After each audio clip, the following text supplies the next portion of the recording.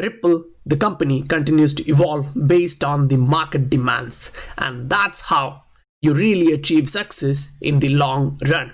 Here, the target market for SME payments is $10 to $15 trillion a year, and that alone through the on-demand liquidity is a real reset for the part of economy. And once that phase matures, the next target will be business to business payments, which is $125 trillion. Now, after that, what are the real changes? It's a recession, or maybe going towards a global depression. And as we heard yesterday, this can be a cover for the greatest financial reset in the history. What would be the new financial system like? We don't know, but many have doubts, and many really have doubts about this. I don't doubt much, because as I read through this, I can see the changes are towards fintechs, and markets are opening up for fintechs. And why the markets are opening up for fintechs? Because it's providing the best solution, the best service, which is cost effective. And as of now, during this crisis, that's what the world needs. Thus, there is no doubt that it will become the standard for the financial system. Welcome to the Scientific Investor channel, where we discuss crypto and science behind investing regularly. Back in December, Ripple revealed its target is around 30 to 40% growth in 2020. So say back in that time, they had around 300 customers. So that makes, that's 30 to 40% is around 90 to 120 new institutional customers. Now that is on kind of target. Based on yesterday's interview with Naveen, we actually heard that they are onboarding 50 more. So that's 350 kind of confirmed. But keep in mind, this is about new institutions, because they already told that around 50% of their customers are still unannounced due to the non-disclosure agreements, right? So that puts around, say, 500, 550, we don't know. And as institutions are working with Ripple, we can now understand that the worldwide adoption is here, and at least say 400, 500 financial institutions will be announced during this swell event. And reading through this, the target is so huge, because here it states the majority of world's bank have set the goal of adopting the company's money transfer service over the next 5 years. Now this really came out like 2 years before, and we are now in this target. If we are looking, it's kind of just 2.5 years more. So I'm holding tight, because I believe in their goals and their target, because as Garlinghouse pointed, they are on their course towards this, and that makes it 2023, and I'm so confident about what they are doing. And now this also comes up as these kind of integration pops up. It kind of makes sure that ILP will be the standard. You can see this is not the direct partnership with Ripple or XRP, but it kind of takes indirectly everyone towards that area. Uphold is a wallet provider, right, for digital assets. Now they are connecting with Coil. That's an integration with the web monetization platform. So now Coil will actually monetize through Uphold. And how? Because they are actually coming into the interledger. So once they actually come into the interledger, the other aspects of interledger protocol is also available for them. And this is the game changer there. And when we say game changer, this is also popping out. As the game changes and the industry kind of walk towards the maturity, this can really happen.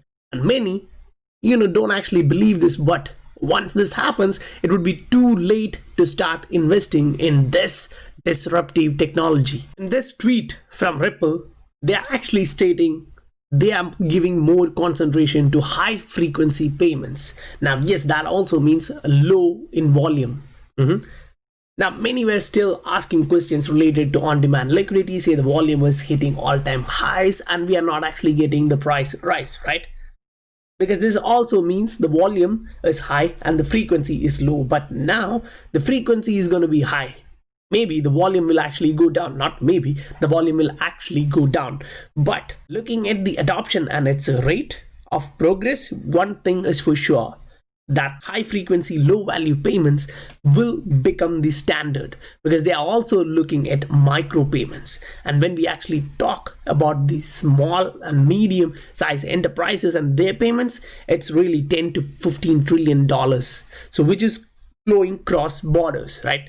So as of now, annually this is computed, and it's composed of roughly half and half between accounts payable and marketplace payout. So the payouts and the accounts payable is both including in this 10 to 15 trillion dollars. So as we move, the growing countries or growing adoption in the emerging markets will actually push this to next level, because emerging markets is where most of this will actually go through based on the current adoption level. As we previously saw, everything is actually kind of pointing towards a reset.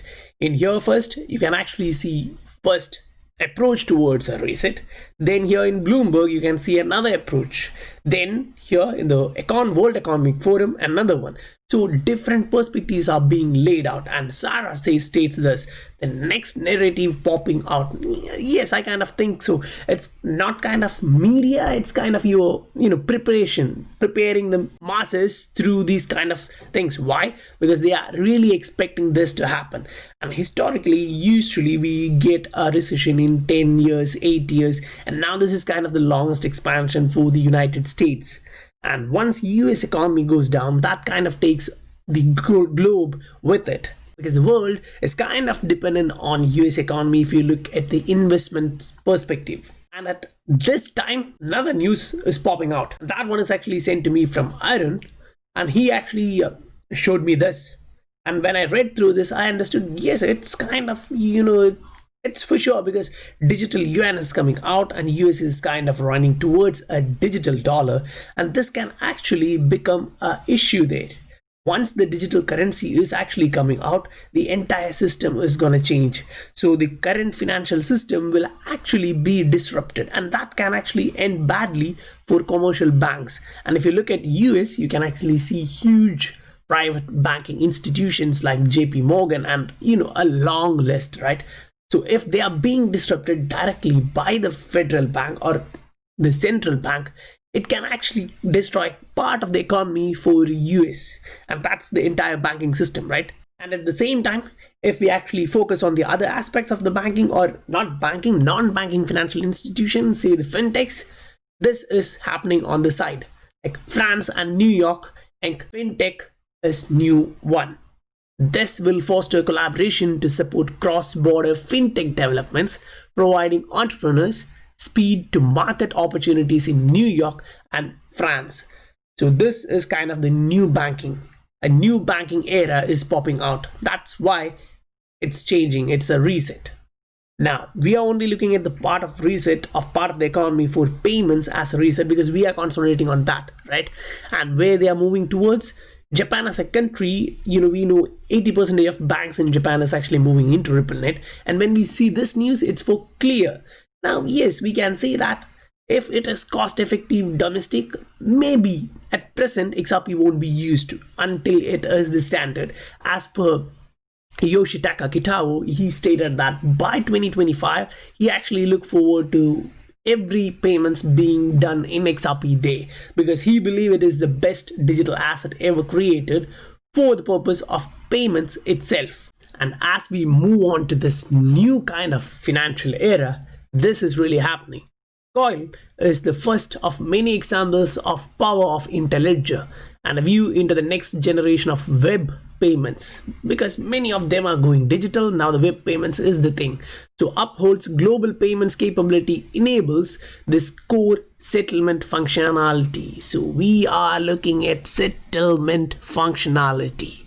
This has to be kept in mind, because for settlements, you need an asset to do that transfer from one fiat to another, because this is going to be a global thing and this is going to be a web thing, right? It is digital. So you can do this from staying in India to US. You can do this from another country. That doesn't actually matter.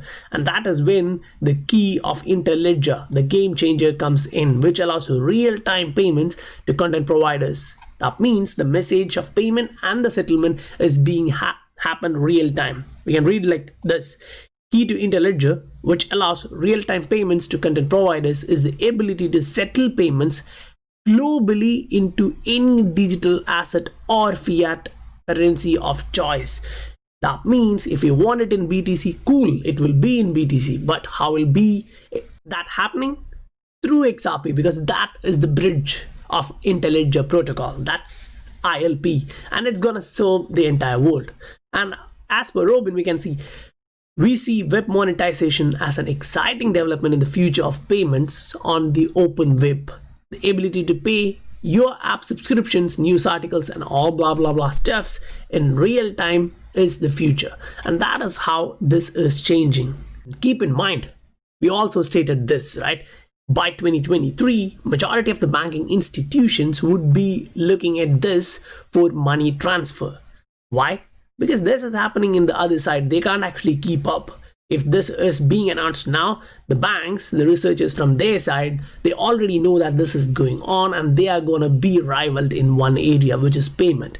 So they are also trying to get on board and start pushing that pedal, because if they don't do that, they're going to be unrelevant, or they won't be relevant in this market at all. And that is where this kind of gets highlighted and pushes more blood through the XRP holders. Because once this happens, and this can happen, because even Yoshitaka Kitao stated previously that Bitcoin will become second. That means XRP is going to take up the place. Now that's my narrative of what he told.